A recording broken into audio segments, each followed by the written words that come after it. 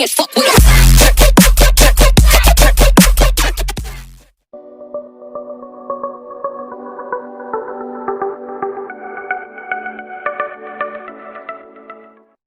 Halo, perkenalkan, kami dari kelompok 6.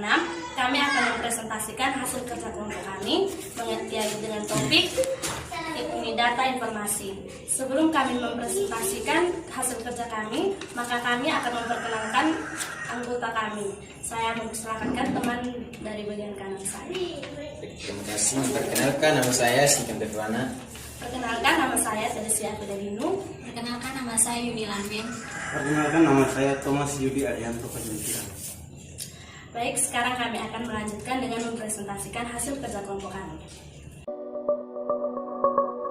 Pengertian data informasi, di mana data informasi merupakan kumpulan informasi atau juga keterangan-keterangan dari suatu hal yang diperoleh dengan melalui pengamatan atau juga pencarian ke sumber-sumber tertentu.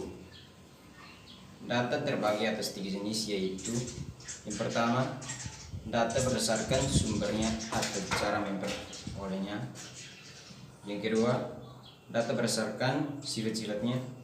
Yang ketiga, data berdasarkan waktu pengambilannya. Selanjutnya saya memberikan kesempatan kepada ketiga teman saya untuk membahas ketiga jenis data tersebut.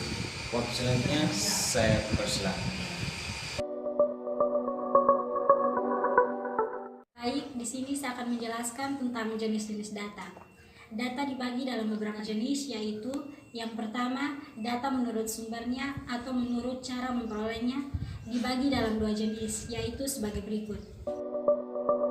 Data primer, yaitu data yang diperoleh atau dikumpulkan oleh orang yang melakukan penelitian atau yang bersangkutan yang melakukannya. Sedangkan data primer dapat disebut juga dengan data asli atau data baru.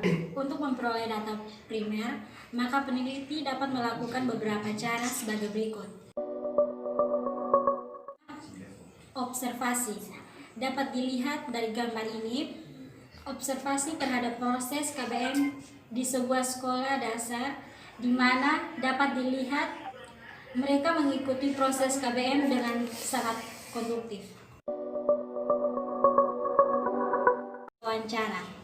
Berikut ini merupakan salah satu contoh dari pengambilan data secara wawancara, di mana dapat dilihat seseorang peneliti sedang menggali laporan dengan cara mewawancara narasumber atau pemberi informasi. Jenis data sekunder. Data sekunder merupakan data yang diperoleh atau dikumpulkan dari sumber-sumber yang telah ada. Data sekunder biasanya diperoleh dari perpustakaan atau laporan atau dokumen yang telah dilakukan peneliti yang terdahulu. Data sekunder juga biasanya diperoleh melalui sensus dan survei. Yang pertama, sensus. Saat ini, sensus yang sering kita lihat yaitu sensus penduduk. Berikut ini merupakan contoh dari sensus penduduk. Yang kedua, survei. Survei merupakan contoh gambar dari survei mengenai perilaku masyarakat selama menghadapi pandemi COVID-19. Ya baik, saya akan menjelaskan tentang jenis data berdasarkan sifatnya. Jenis data berdasarkan sifatnya dibagi menjadi 2, data kualitatif dan data kuantitatif. Data kualitatif adalah data deskriptif atau data yang tidak berbentuk angka, biasanya dinyatakan dalam bentuk verbal, simbol, atau gambar. Data kualitatif dapat diperoleh melalui wawancara, kuesioner, observasi, dan lain sebagainya. Data kualitatif biasanya bersifat objektif sehingga setiap orang yang membacanya akan menimbulkan penafsiran yang berbeda. Berikut ini adalah contoh dari data kualitatif yang berbentuk simbol ataupun gambar.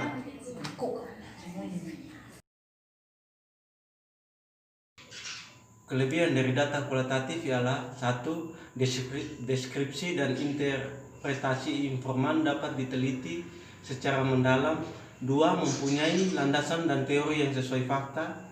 Yang ketiga, penelitian lebih berjalan subjektif. Yang keempat, sangat efektif digunakan dalam mencari tanggapan dan pandangan karena bertemu langsung. Yang kelima, adanya pemahaman khusus dalam menganalisa. Kekurangan dari data kualitatif ialah 1. Perbedaan antara fakta dan kebijakan kurang jelas. Yang kedua, tidak efektif jika ingin meneliti secara keseluruhan atau besar-besaran.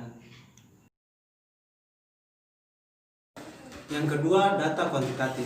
Data kuantitatif dapat diperoleh dengan survei untuk mendapatkan jawaban rigid berupa angka. Data kuantitatif ini bersifat objektif sehingga setiap orang yang membaca atau melihat data ini akan menafsirkan dengan sama. Kelebihan dari data kuantitatif ialah yang pertama, dapat digunakan untuk menduga atau meramal. Yang kedua, hasil analisis dapat diperoleh dengan akurat bila digunakan dengan sesuai aturan. Yang ketiga, dapat digunakan untuk mengukur interaksi hubungan antara 2 atau lebih variabel. Yang keempat, dapat menyederhanakan realitas permasalahan yang kompleks dan rumit dalam sebuah model.